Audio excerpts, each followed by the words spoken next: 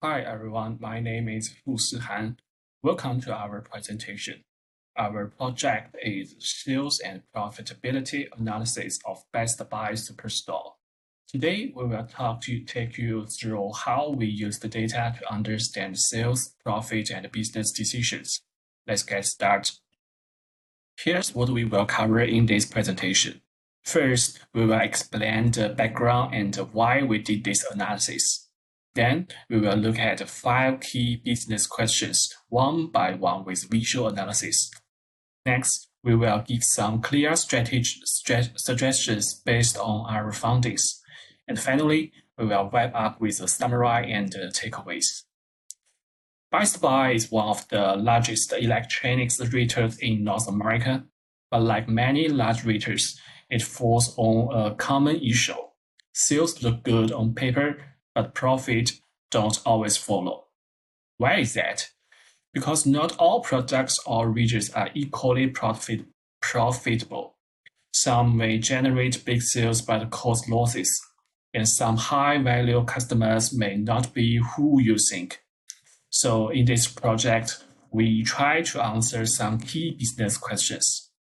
Where does the real profit come from? Which projects, regions, or customer groups are hunting performance? And how can Best Buy make smart profit-first decisions? To do that, we focus on 3 main goals. Find hiding profit issue behind sales reports. Use Power BI to build simple and interactive dashboards. Share real data-driven suggestions for future decisions. Overall, we believe these projects show how real data plus smart visual can create real business value for Best Buy. Before trying into the data, we defined 5 key questions to guide our analysis. The first question: are sales and profit always positively related? In some regions or categories, do we see high sales but low profits? The second question: which subcategories drive the most profits? Are there products that constantly make high profits or always run at the loss? The third question is: how does the order priority affect profits contribution? Do high priority orders add more to our bottom line? The fourth question is profit heavily concentrated among a few customers? Do a small number of customers generate most of our profits? The last question: does our product mix follow the 18-20 rule? Do 20% of products account for 18% of their profits? Those 5 questions form the core of our visualizations and insights. In this page, I will introduce does high sales always mean high profits. On the map, Bubble chat, you can see sales and profit for each region at the same time. The US doesn't have the highest sales, but it contributes the largest share of total profits. Some regions have big sales but low profits, showing signs of sales inflation. This tells us that chasing sales growth alone won't always boost profitability. It could be due to having discounting, high sales cost, or poor pricing. So management should dig into the high sales, low profits regions to define the root causes and set a better balance between sales and profits. Now look at the question 2 with subcategories zero profit. Photos and covers are clear profit engine. They have high sales and healthy margins. In contrast, table and bottom sell well, but deliver low or even negative profit, showing room to improve operational efficiency. On the other hand, smaller categories like accessory and lovers have modest sales but strong profit margins on untapped opportunity. Overall, our product mix is misaligned. Some high volume item underperform, where some nomination item prompt above their weight. We need to reallocate resource toward high margin subcategories and fix inefficiencies into the low profit ones. Hi everyone, in this part of the analysis, we explored whether higher order priority leads to better profitability. We know that business often prioritize orders based on urgency, like critical, high, medium, and low. But the real question is, are higher priority orders actually more profitable? From the data, we can see that critical orders have the highest profit margin, 12.6%, even though they make up the smallest number of total orders. This suggests that urgent orders usually come from important customers or are linked to high-margin products. Medium priority orders make up the largest share, nearly 30,000 orders, and they generate the highest total sales, but the profit margin is just 11.9%, which is lower than critical and low priority orders. They have the lowest profit margin at 10.3%, which means they don't bring much value, even though they still use operational resource. So, what's the business insight? Higher urgency usually means higher value. Prioritized orders are worth more attention, and companies should provide extra service for them, like faster shipping or better customer support. Our recommendation is we should build a loyal service range. Critical orders should get more resource, while low priority ones should go through standardized or daily process to control costs. Also, we suggest using Power BI to create a live dashboard that tracks how different order priorities are impacting profits in real time. Is profit highly concentrated among customers? Next, we asked, is most of the profit coming from just a few customers? The answer is yes. Our data shows a clearly pyramid structure. The top 10 customers together contribute nearly 10% of total profit, and their profit margins are all above 22%, much higher than the average of 12%. These top customers also place larger orders. Their average order values are much higher than normal. For example, one of them has an average order value of $146 compared to the overall average of $71. This tells us that customer profitability is highly concentrated. We are relying on a small number of key clients to drive a large share of profits. This comes with risks.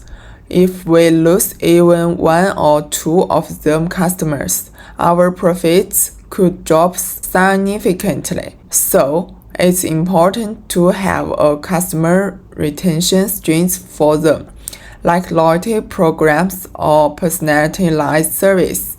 At the same time, they're a chance to grow. We should try to replicate the behavior for top clients in our medium their customers. Maybe through promote education or better service, we can move some medium-level customers up the pyramid. Hi everyone, let's take a look at whether order priority actually impacts profitability. From this Pareto chart, it's clear that just the top 5 products subcategories like phones, coppers, and chairs make up over 18% of total sales. But here's the issue. The rest of the categories contribute very little. the distribution is extremely uneven. That means we are heavily dependent on a few key items, and if anything goes wrong with this, the business could take a serious hit. So based on this, we've come up with 4 key strategies. First, the original strategy. Don't just chase high sales, focus on high profit regions. For example, the US might bring in more margin, while areas like APAC could be no profit zones. We suggested cutting back there and investing more in the profitable regions. Second, the productive strategy. Cut this underperformance, negatives, and focus more on mid-tier items and have potential. Use Power BI tools to track and rank productive performance. So you're investing in what really matters. Third, the order strategy. Prioritize the most profitable orders. Build a fulfillment model with high value orders get shipped first, and automate the handling of low priority ones to save time and effort. And finally, the customer strategy. Segment customers by profit level, not just the sales value. Reward your top clients with loyalty programs, and use dashboard to monitor churn risk before it becomes a problem. So overall, even if order priority doesn't directly drive profit, a smart combination of regional product, order, and customer strategies can really strengthen profitability and reduce risk. Hi everyone, my name is Jiapeng.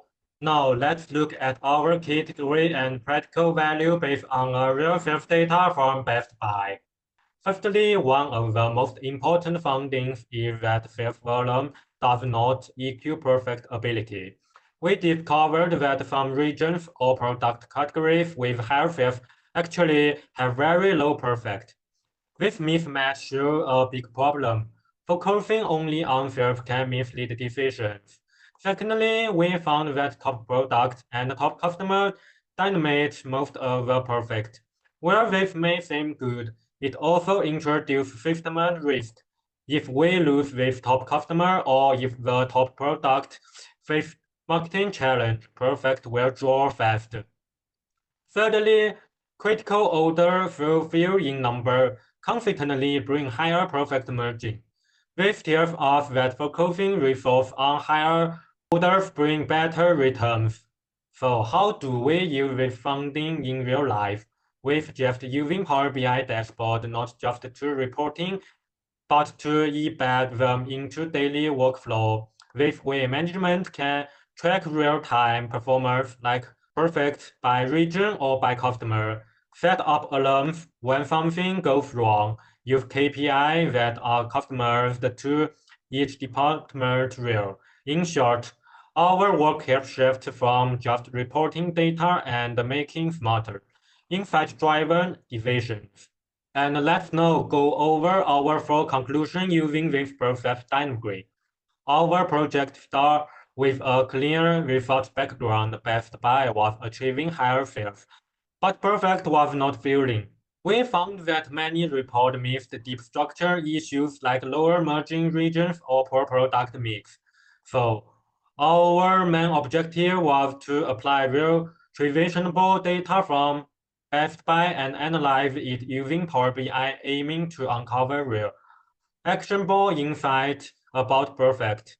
From data preparation, we processed more than 50,000 sales records using visual dashboard in Power BI.